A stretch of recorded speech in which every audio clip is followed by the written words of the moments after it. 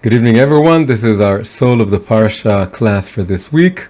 This is Parshas Noach, and the question we want to open today is, what is the role of universal human ethics, or more broadly speaking, humanism in general, being part of the human condition?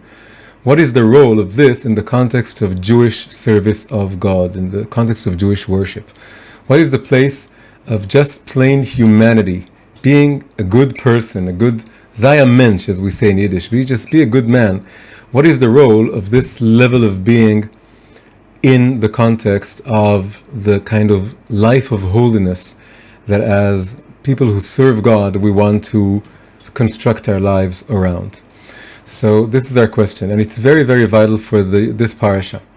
In a very deep sense, this parasha, Parshas Noach, which is located between the first parsha, which is all about the creation of the world and the first generations, and the third parsha, which is all about the coming of Abraham into the world and his journey into what is going to become Judaism. His Lech Lecha, go unto thee, which is really the beginning, him embarking on the Jewish journey, we can say. So in between these two parshot, we have Parshat Noach. And in a way we can say that what Noach is about positing in between these the very creation of everything and the Jewish path. We have to construct the level or the ideal of the ideal human being. What does it mean to be just a righteous human being, regardless of nationality, regardless of affiliation, and even regardless of everything that Judaism stands for? It is like an introduction or a preface to what Judaism is all about. And it's there in the Torah for a very, very deep and important reason. We could have just jumped from Genesis which is just the introduction to everything, to life, the universe, and everything, from that to Abraham and the Jewish, vision and idea coming into the world. But we didn't. The Torah puts Noach in between. It's a very complex parsha, but when you look deeply into what it's all about, and we're going to look at the beginning and the end of it, and to see how they come together, you see it's about the, let's say, the strengths and weaknesses of the human ideal, of the humanistic ideal, of saying that humans are in the center of everything, that human wisdom and kindness and ethics and philosophy should be at the center of everything. This has a great merit to it. It also has certain dangers or faults to it. So this is what Parashat Noach in many ways is all about. So we said last week that this year we're going to focus every week specifically on the first segment of the parsha. Each parsha is divided into 7 segments, 7 aliyot or ascents, because when you read them on Shabbat in the synagogue at Shul, you go up to the stage, and that's where you read that segment of the parsha. So it's called 7 ascents. Of course, in a deeper way, each segment we ascend as we read it. So, but this year we're focusing on the first segment of each parsha. So we want to focus on the first segment of Noach. What is it all about? The first segment is about God being disillusioned with the world he has created. It was actually mentioned in the last few verses of Genesis as well. In the last few verses we have God being saddened. It's a very powerful emotional image of God being saddened by what came about of his creation, seeing that humankind is constantly thinking evil thoughts, and he's disappointed and he wants to wipe it away. But Noach took favor in God's eyes. That was the end of Genesis. In the beginning of Noach, we're introduced again to Noach, and this idea is reiterated in different words. And the main word that repeats again and again is the word corruption. It actually appears 5 times just in the first segment. and it doesn't appear afterwards, as far as I can remember. Certainly not immediately afterwards. But in the first segment, which isn't very long, 5 times we have this notion that the earth is being corrupted, that humankind is corrupting its ways and is corrupting the earth itself. And in fact, that same root is used to refer to what God wants to do to the world. God wants to do to the world to do to humankind what humankind is doing to the world, which is to corrupt them, in this case to destroy them, using the flood, the deluge. But of course he picks Noach and his family, his wife and his 3 sons and their 3 wives, and he says you have to build an ark, and in the ark you have to put male and female of each of the animals so that you can survive the flood. So that's what the first segment is all about. It's about God looking upon his earth, being very, very disappointed by the world being corrupted.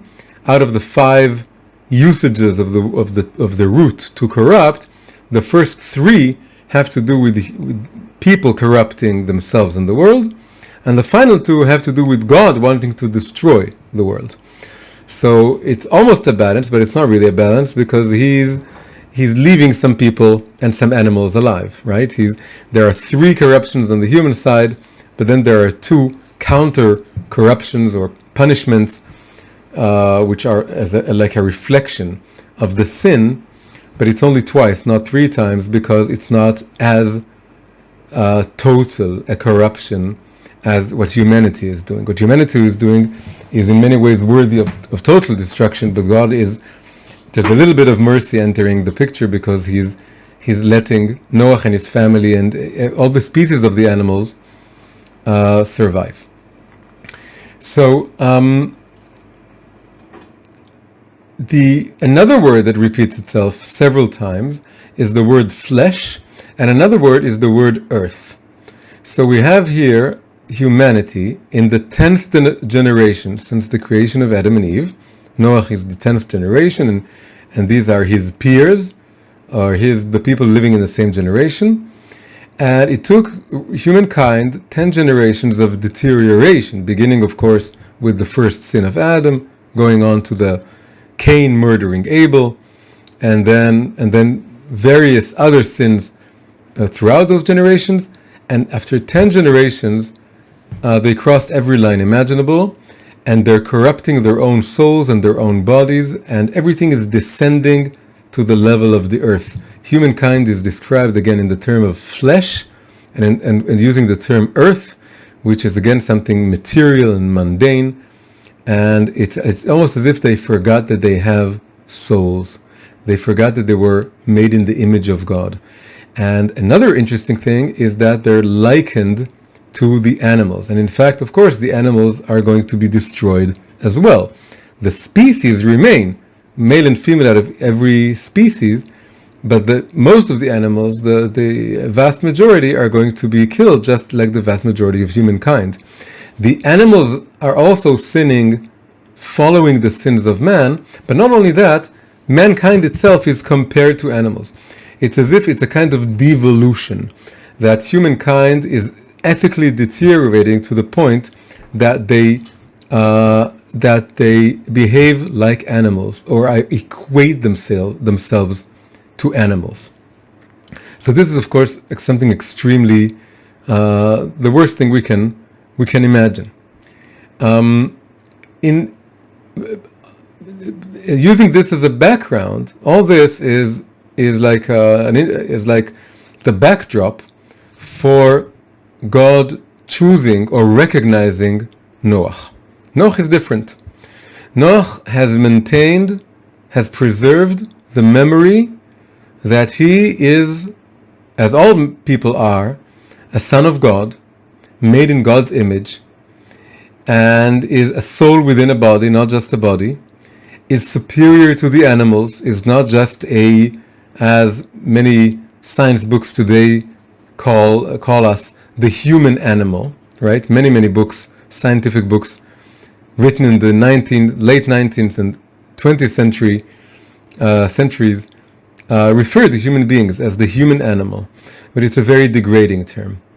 And in a way, we can say it almost echoes eerily the generation of the flood, that they saw themselves as human animals. There was a famous book called The Naked Ape, written by a famous zoologist.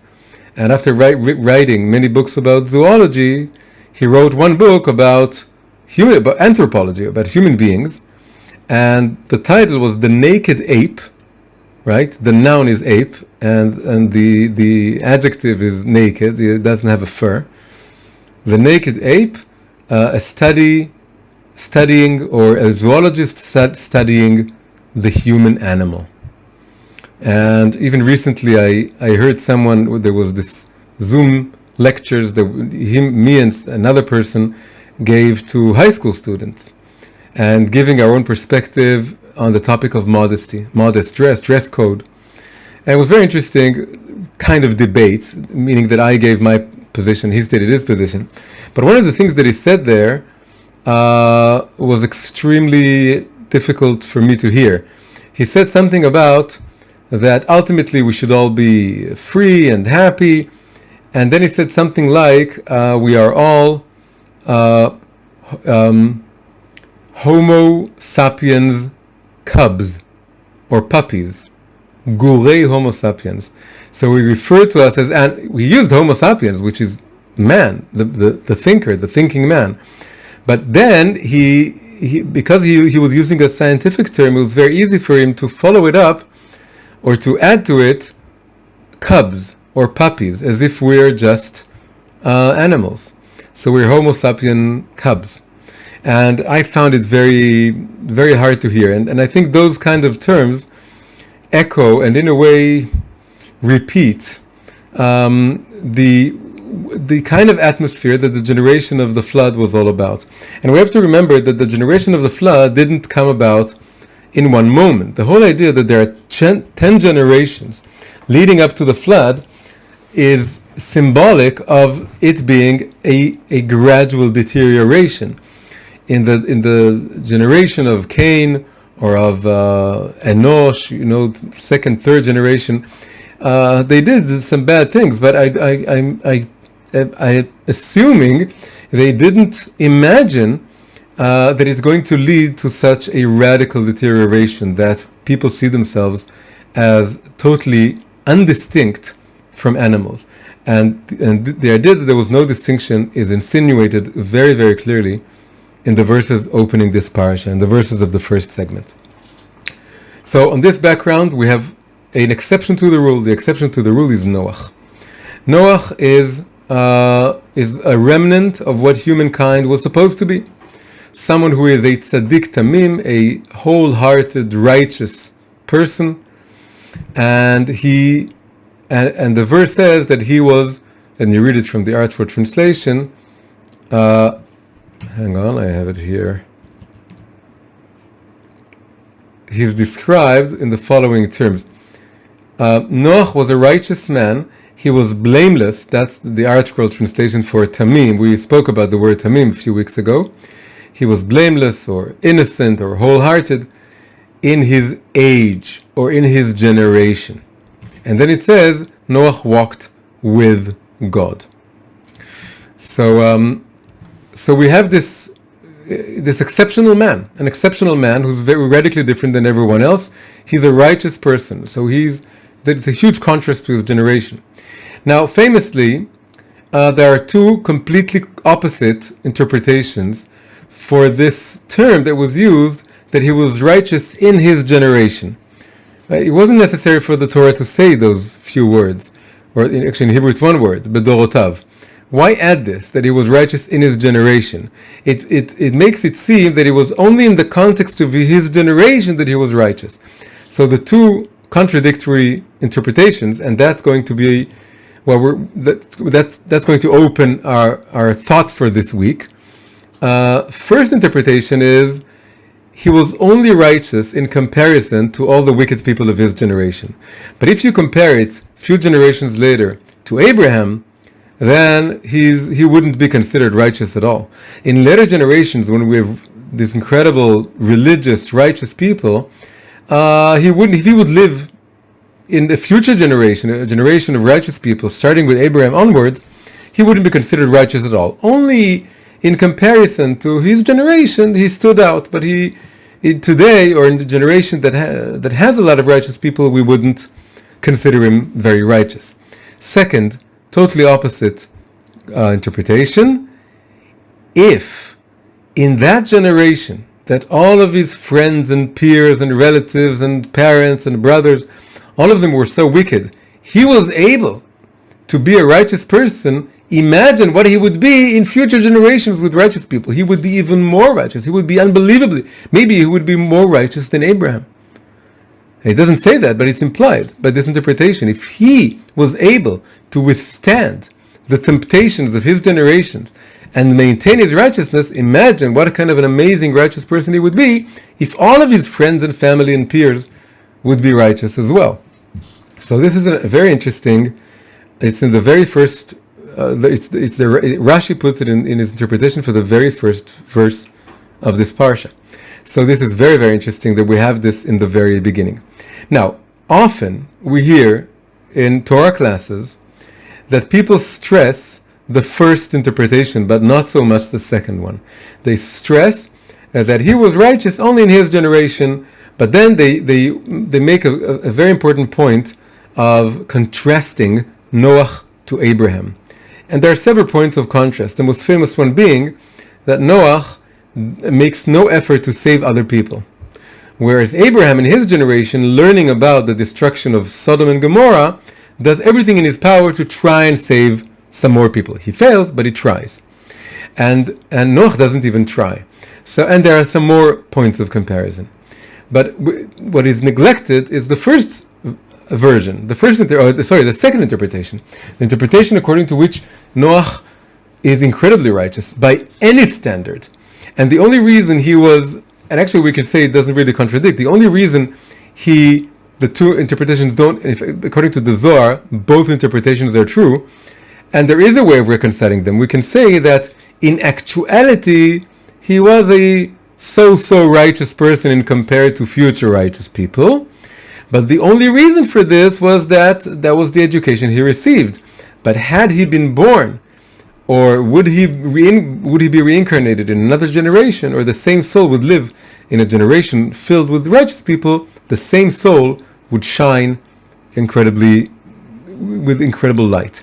So this duality is very, very vital to what this whole parsha is about. And we want to understand this duality, which is really the duality of, as I said in the introduction, of the humanistic ideal. The ideal that a righteous living in this world doesn't require religion, it doesn't require faith in God, it doesn't require Torah or commandments, it doesn't require sanctity, it doesn't require all the complexities of Jewish law.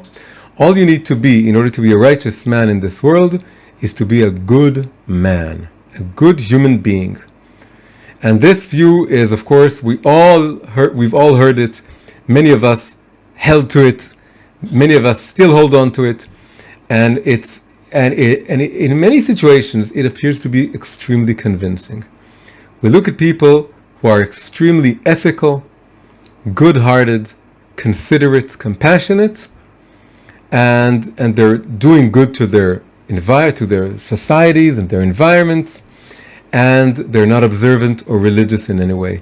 And this, again, always poses the question, so what is the role of human ethics, universal human ethics, in the context of Jewish worship? Does it have any place? If it does have a place, why is it not enough? If it doesn't have a place, why is it mentioned in the Torah? If it has a particular place, what exactly is that particular place? Why is it necessary? And why is it also necessary to transcend it or to add something to it? So that's what we want to understand. So what really helps us is comparing this. We're dedicating this year to the first segment. It doesn't mean we can't refer to other segments. So comparing the first segment to the very final seventh segment, we have some very, very interesting things going on. So first, what are the two segments about? So the first one, again, describes how humanity has deteriorated and is now punishable, or is going to be punished by the flood. So it really describes what we call Dor HaMabul, the generation of the flood, the 10th generation that is sinning. Seventh and last segment, is dedicated to the Tower of Babel. Tower of Babel, that is also a special generation. This is called the Dor HaPalaga, the generation of the dispersion. The dispersion being the dispersion of the languages. It was one language, it was broken up and dispersed to the four corners of the earth into 70 languages. That's how tradition has it. So these two segments really are like they bookend the parsha, and they're very much connected. And many times you can find in the Jewish sages, the sages referring to the generation of the flood and the generation of the dispersal, Dor HaMabul and Dor HaPalaga. And there are similarities to be found and contrasts to be found. The main contrast being that the punishment is absolutely different. The first punishment wipes out almost all of humankind. Second punishment, when the builders of the Tower of Babel are creating this huge tower that affronts heaven, or seems to be attacking or replacing heaven, or trying to replace God in some way, not a single drop of blood is shed. No one is killed. They're just, their language, their universal language is taken from them, and they're dispersed. It's a very different punishment, and yet these are considered as two archetypal, primordial sins, collective sins. We're not talking about the sin of Adam and Eve or the sin of Cain. These are generational sins. And in Chazal, in the Ethics of the Fathers, they talk about there being 10 generations from Adam to Noach, and then 10 generations from Noach to Abraham. And so these two sins are emblematic of these two groups of generations, or sets of generations. The first 10 generations culminate in the generation of the flood. Second 10 generations, they don't culminate in the Tower of Babel, but the Tower of Babel is the main event going on there. Now, there are some more interesting things going on comparing those two segments. If we look, one of the keys for opening up the Kabbalistic level, unlocking the Kabbalistic meaning of any given portion of the Torah, is looking for God's name or names, and to see exactly which name is being mentioned and which names are not being mentioned. And in this case, we have something very beautiful. There are 7 main holy names for God that are, when written down, can't be erased, and you have to bury them, and you can't utter them unless you're referring to a full verse. The holiest one you can't utter in any circumstances. But the main two that the Torah uses, the first is the name Havaya, the Tetragrammaton, the 4-letter name, the most holy name, also the highest name referring to the essence of godliness. And the second name is, of course, Elokim, right? It's written with a hey, with an H, but we pronounce it with a K. As I said, because we can't pronounce it outside of saying a blessing or a verse. So these are the two main names. So famously, what do they stand for? So the name Havaya stands for God's attribute of mercy, and the name Elokim stands for God's attribute of judgment. Elokim, now we can use the word with a hey. Elohim is also a word referring to human, flesh and blood, judges. Judges in a court are called in the Torah Elohim. So it's the attribute of judgment. Judgment means you have a law, and the law is very clear about something, and it has boundaries and limitations, and of course there are consequences. If you do good, you get a reward. If you do bad, you get a punishment. So Elokim is the name of judgment, and it refers also many times to the laws of nature and the laws of rationality or reason, because judges have to be reasonable. They have to use their sense of logic and thought and rational thought. So Elokim stands for the laws of nature and for reason and for judgment or passing judgment in general. And the name Havaya refers to the attribute of mercy. Mercy is the ability, God's ability. It's a higher name, a deeper name. It's referred to as being enclosed within the name Elokim. There's an important verse which says, Shemesh umagen Havaya Elokim. The way the sun relates to it's something that envelops it. In ancient science, the idea was that the sun is enveloped by some sort of case, which diminishes its light. So the idea is that as the sun is encompassed by this kind of case, so is the name Havaya encompassed by the name Elokim. Havaya is deeper, more inner, and this is the attribute of mercy, meaning God passes judgment, but if we pray and address his attribute of mercy, the higher, deeper, more hidden level, then he could bypass his own laws, put them aside, and show his mercy to mankind. So the name Elokim says if someone sinned, he should be killed, and then the name Havaya can interfere and say, well, in this case, we're going to make an exception. Havaya is also something like a first name. It's like first name basis. It's more personal. It's not the God of the laws of nature, is the personal God that we can pray to and plead before and ask for his forgiveness and mercy. This isn't a rational aspect of godliness. It's something more enigmatic and deeper, and it has to do with him almost using his heart, we can say, as opposed to his rational, reasonable side. Now, looking at first and seventh segments of this parsha, we can find very interestingly that the first segment only has the word Elokim in it. The word Havaya doesn't appear there. And the word Elokim appears there 5 times, exactly the same number that the root to corrupt was mentioned.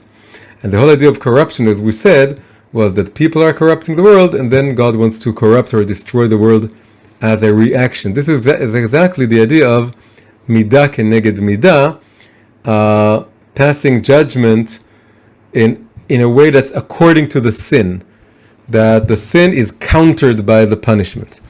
So just as we had 5 times the verb to corrupt, we have 5 times the name Elokim and only the name Elokim. Jump to the 7th segment of this parsha. The word Elokim is nowhere to be found. Only the word Havaya is to be found. And how many times does it appear? You guessed it, it's exactly 5 times. Those 2 words, those 2 names appear throughout the parsha, but we don't have such a clear-cut, symmetrical, as we said, bookend structure like we do looking at the first and 7th segment. First segment 5 times, just like 2 hands. 5 times Elokim, last segment 5 times Havaya. What does this mean? So we can say the following. We can say that the generation of the flood that corrupted its ways, that became like animals, that compared themselves to animals, they were indistinguishable from animals, that only became flesh and blood and forgot that they were created in the image of God. How do we say image of God? Tselem Elokim. They sinned, the generation of the flood sinned specifically, not just against God in general, but their sin was against the attribute of Elokim in particular. They didn't even get to Havaya. They didn't even dream about Havaya or try to even imagine what it means. They were all about worshipping nature and physicality and materiality and the body and the body's desires. When you just worship nature, you don't see any version, any level, any attribute, any name of God.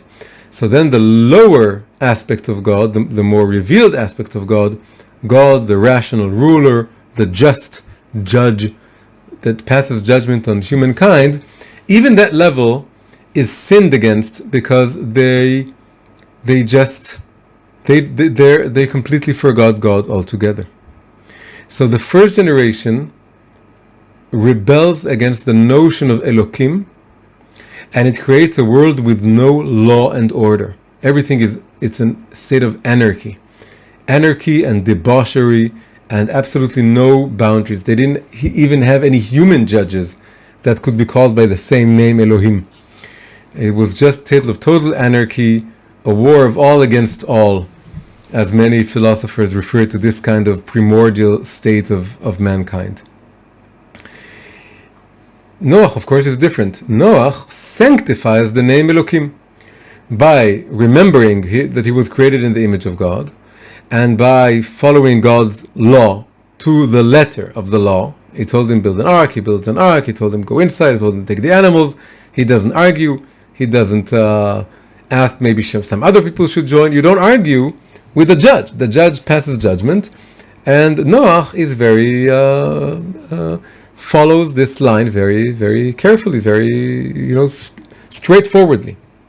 So Noach builds the ark, and in a way saves the name Elokim and sanctifies the name Elokim, and therefore survives the flood and creates a whole generation of God-fearing people, but Davka Elokim-fearing people, not necessarily Havaya-fearing people. And now you can see, I was said before, there are several things that contrast him to Abraham. So the first was that he didn't try to save other people. God told him, save yourself. He said, okay. And he saved himself and his family like he was told. Second, he deteriorates morally after the flood. He becomes drunk. He plants a vineyard, and his end isn't very beautiful. He's lying drunkenly in his tent. According to sages, it wasn't his tent, it was his wife's tent, which only increases the shamefulness of this whole situation. Of course, he's found naked by one of his sons. All this is very shameful. So although he was righteous, we see him deteriorating, which is a very big riddle why this happened. But we don't see something like this in Abraham. And then finally, we have the descendants of Noach building the Tower of Babel. And this is really the epitome of the contrast between what happens when you sin against the name Elokim and what happens when you sin against the name Havaya. In a way, the generation of the tower, builders of the Tower of Babel, are the exact opposite of the generation of the flood. Generation of the flood were anarchists. These people are working together with incredible cooperation. You can't build a city and a tower without a lot of logistics and bureaucracy and cooperation. Second, and it goes together, they're not individualistic. Anarchists are individualists. And they're not. They're working together. And this is embodied, of course, by the idea that they have one language, one universal language. Incredible. They're not like animals. They're exactly the opposite. They're extremely rational. They've developed very sophisticated technology. They learn how to make bricks. They learn how to make cranes of sorts, things that can lift up those heavy stones. And they learn they're engineers. They learn how to build a very high tower, the highest tower that was ever built. One of the most beautiful images of Noach coming into the ark and floating over the waters of the deluge is that in Hebrew the word for ark is teiva, and teiva it also means word, just word. The ark is a metaphor for language. Language is rational civilization, building, writing books, thinking, writing philosophy, thinking deeply upon all kinds of ideas using primarily language, almost exclusively language. And when you have this arc of words, right? Because arc means word. This arc of words around you, you can survive the deluge of very primitive, very lowbrow, hedonistic cultures. This is what the academia is supposed to be. The academia is supposed to be a kind of arc of words. Most of the world is dealing with surviving or just having fun or giving a lot of room to the lower, let's say, faculties of the human psyche, whereas what was previously the monasteries in Christianity or the Bet Midrash in Judaism, and now in the Western world, it's the academia again. Supposed to be. It's a big question whether it's living up to its ideal. But the ideal is that we have a place that's like an arc of human reason and human high faculty thinking that can float over the emotional and tempestuous waters of the human urges and appetites, and can survive above this, untouched by this deluge, by this flood, by this storm. This is what rational people are all about, is they want to rise above their stormy emotions and control those emotions and think rationally about what they want to do about what's going on within them and without them, outside of them. So in a way, building the tower is a continuation of the ark. The ark was also a work of technology and culture and sophistication. Language was at its center. Again, ark meaning word, being symbolic of an ark of words. And the tower is built with words, with language, with a lot of intellectual sophistication. So you have a very, very sophisticated culture, which is now building this city.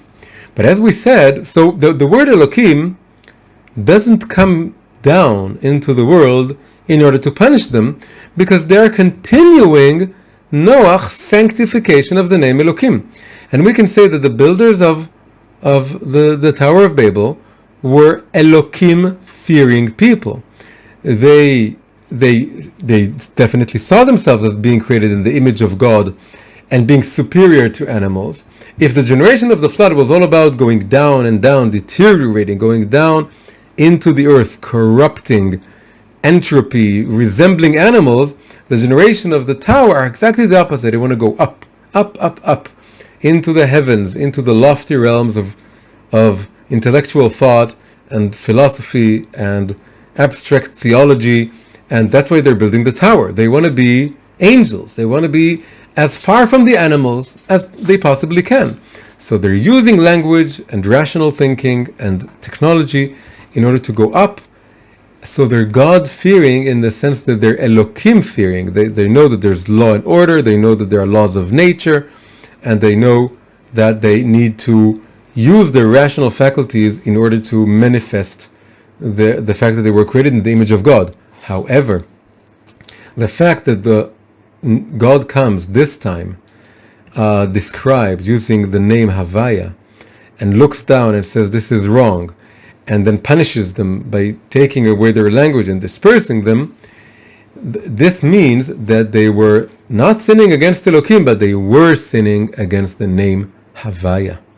They were sinning against the name Havaya because they really ultimately, out of worshipping just Elohim, the external aspect of godliness, the aspect that's rational and it gives me the rational faculty, and that is all about law and order, by worshipping only that level, they worked to hide and have the deeper attribute of godliness, the one embodied in the name Havaya, to have it completely disappear. They didn't have heartfelt prayers for God. They didn't look up to him asking for mercy, because that's irrational. A philosopher wouldn't beg God to forgive him for anything because he's too rational for this. He wouldn't address a personal God. The idea of a personal God is anathema to philosophers who are very rational, and people who are sophisticated, and people who believe in language and culture and wordplay and technology. They liked all this very much, so they really believe in the laws of nature, but they don't believe that there's something beyond the laws of nature, something that can break the laws of nature, something that is comparable to something deeper and more essential within myself, that's below or above my rational, orderly self.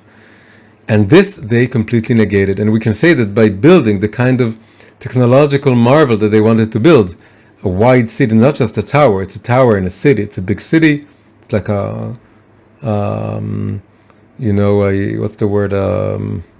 metropolis, a big metropolis city, metropolitan, and also a very, very high tower. All this is to fill the entire space of the world with human creation, like going into New York or any other major city.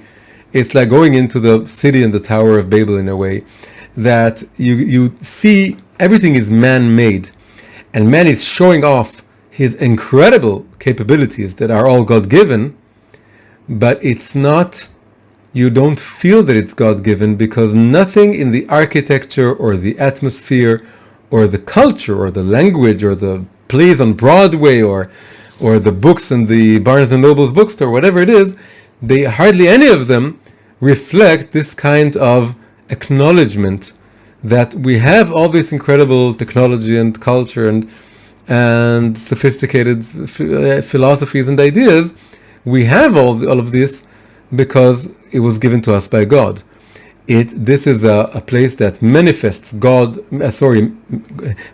and man's creative power and his power to build this incredible worlds and cities and buildings, but it hides the personal, deeper aspects of God, the God that we need, not just the God we think about, that we can, philosophize about, but the God that we pray to, the God that we need, the God that we break down before when we are standing before the senselessness of a tragedy, or before the prospect of our own death, or before our sinful selves when we sin.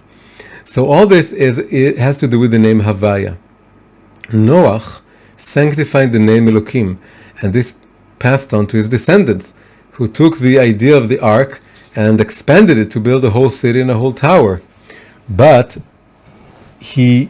all these generations worked against or served to hide and disclose the name Havaya, the deeper, more soulful, more personal, more irrational aspect of godliness. All this was missing, and this tells us something about what we asked in the very beginning.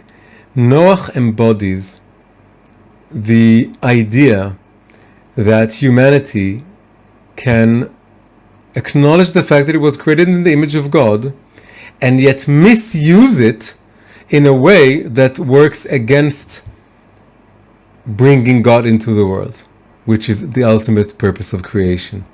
It can be used in a way, on the one hand, when compared to cultures resembling the generation of the flood, corrupt cultures, low cultures, hedonistic, decadent cultures that are all about just the physical aspect of humankind. When compared to that, it's incredibly important. It's a righteous person. It shines with incredible light, and we can imagine that everyone can, God forbid, but everyone can just fade away or disappear, just like they went in the flood, and someone who is connected to this kind of human universal ethics would stand tall above them, and he would justify all of mankind. This is an incredible description. Again, going back to the interpretation, that he was truly a righteous person. So, but it's only compared to an extent to that generation, but the same person, the same philosophy, the same kind of worldview, when compared to the higher ideal of believing in a personal God that you face on a very personal level right now, and you don't have all the philosophical, theological answers, and you can't build another building or build another book of philosophy. It would only hide away the very existential, personal contact and confrontation that looks straight into your heart that you get when you think about the Havaya aspect of God, not the Elokim aspect of God. And when compared to this, Noach and the human technological intellectual marvels that he symbolizes, they become something negative. They become something that is actually a stumbling block when we want to get to this kind of deeper connection to God. So of course there's a huge lesson to be learned here for our own lives. When we look at the world today, we can see some very disturbing signals of there being flood generation-like decadence, gradually, again, it's a generational thing, but gradually coming back into this world with the notions like the human animal and the naked ape, and completely seeing us in materialistic terms. That is, this only matter exists. And from generation to generation, it becomes worse, because the new generation is being raised according to these, this way of thinking and these images. So looking at this, we need to identify that we need to be able to rise above the stormy waters of these urges and passions, and to build an ark of words that can float above this. But then we also have to remember that building this, being able to sit down with a serious book and study it, and be rational, and not just let ourselves sink into this lowly kind of culture. We also have to remember that it's not enough, and that this very level of human rational higher faculty thinking is also detrimental to what really we need to be focusing on, the highest level, the deepest level, which is the level of standing in a way without all our knowledge and all our sophistication and all our high language and all our high concepts, and just be very, very simple, in a way no higher, no better than an animal. It's a long route in order to come back to being very, very lowly. The first flood generation were lowly in the most negative sense possible. They said, well, we're just people, we're just human beings, we're just flesh and blood, let's be like animals. And then the second tower generation were all about, no, we're the very opposite of animals. And here we want to go back to having the lowliness of saying, well, I'm just created just like this ant or this worm, I'm no better. And this connects me to my needing of Hashem, to my needing of God's presence in my life. And being connected to this need, it's to the intellectual, it seems primitive, but we know that it's not going backwards, it's going forward. It's going forward to really from the story of the Tower of Babel to the story of Abraham. Abraham is the next stage. Just as Noach sanctified the name Elokim, compared to the generation of the flood, so does Abraham in the next parsha sanctify the name Havaya, compared to the builders of the Tower of Babel, the intellectuals, the technology people, and shows us what it's like to stand very privately before God, and God tells you to go into to the unknown, and you go to the unknown, and then you have to initiate some things on your own, not just follow blindly as Noach did. So this is our thought for this week, and are looking at Noach and what he represents between Adam and his descendants, and between Abraham and his descendants. Hi, if you enjoyed this video, please press like and subscribe to the channel. Also, please consider supporting me on Patreon. Patreon is a platform for supporting independent creators. You can find the link in the description below. Thank you very much.